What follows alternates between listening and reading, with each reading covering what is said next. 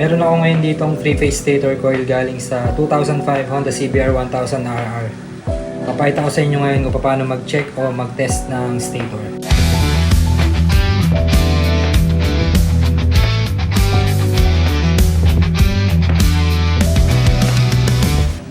Meron dalawang paraan ng pag-testing ng stator coil. Isang dynamic, isang static. Yung dynamic, dapat itong stator naka-install sa motor. Tapos syempre dapat yung motor gumagana o umaandar. Ang makukuha mo sa dynamic testing is voltage output nito, AC. Meron siyang tatlong wire, phase 1, 2, 3. Dapat bawat phase o phase, kukuha naman ng voltage. AC, alternating current.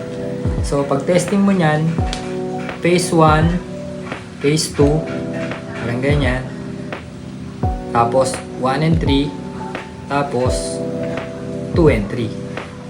Ang makukuha mo dapat na output niyan is close to equal. Around 20 to 25 volts sa idle. Pag tumaas ka ng 3,000, 5,000 RPM, aabot na yan ng mga 60 to 80 volts AC or mas mataas pa. Ngayon dahil pinalalamove lang to sa akin, wala sa akin yung mismong unit, hindi ko magagawa yung dynamic testing. May gumawa na nun yung mekaniko nito. Kaya ang gagawin ko ngayon is yung static stator test. Ang pinakauna kong ginagawa sa static test at hindi ko ini-skip is yung visual inspection. Tinitignan ko muna kung may nalulusaw na ba dito sa connector katulad nito. Sa case nito wala naman siyang sunog o hindi naman siya nalulusaw. Tapos yung winding, chine-check ko rin kung maitim na or dark brown na katulad nito. Tapos yung mga wire, tinitignan ko rin kung may sugat na katulad niyan. Yung insulation, check ko rin kung may nasusunog na rin, katulad nito. Ayan o, mukhang sunog na siya. Nagkaroon na to ng insulation breakdown kaya siguro bumabagsak na sa dynamic test. Meron kasing cases na pasado sa static testing pero pagdating sa dynamic, bagsak. Isa sa dahilan nun is yung ganyan, yung mga insulation breakdown. Sunod, gagamit na ako ng multimeter. At dapat nakaset ko dito sa resistance o sa ohms.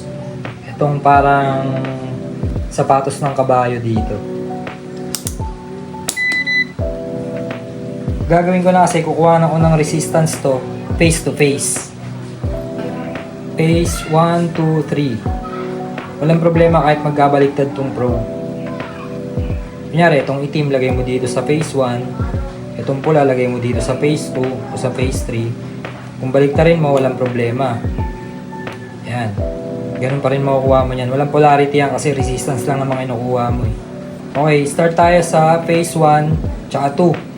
Kaso tutunog to kasi nakaset din siya ng continuity. Wala siyang para sa resistance lang. Game. 1 and 2.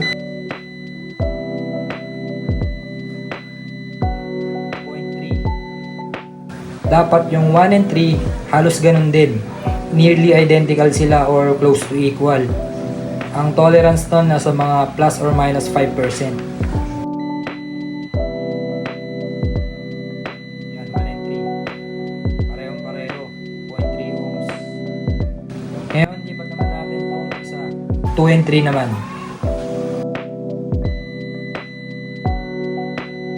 Ganun din, 0.3. So, balance ito.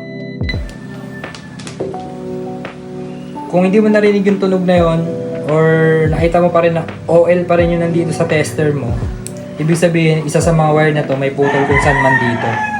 Kaya hindi mo siya nakukuha ng resistance or ng continuity. Kasi nga, maaaring may putol na siya dito. Pero sa case nito, tamang-tama siya, balancing. 0.3 ohms lahat ng pase.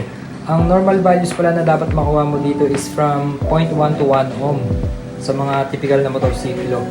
Itong Honda CBR, nakita ko sa spec sheet niya, nasa 0.2 hanggang 0.5 ohm. So, nakuha natin 0.3, normal siya. Ang last na ginagawa kong testing is yung phase to ground or short test. Tinitest ko kung shorted ba yung coil dito sa body ng stator o sa body ng motor. Kasi dapat,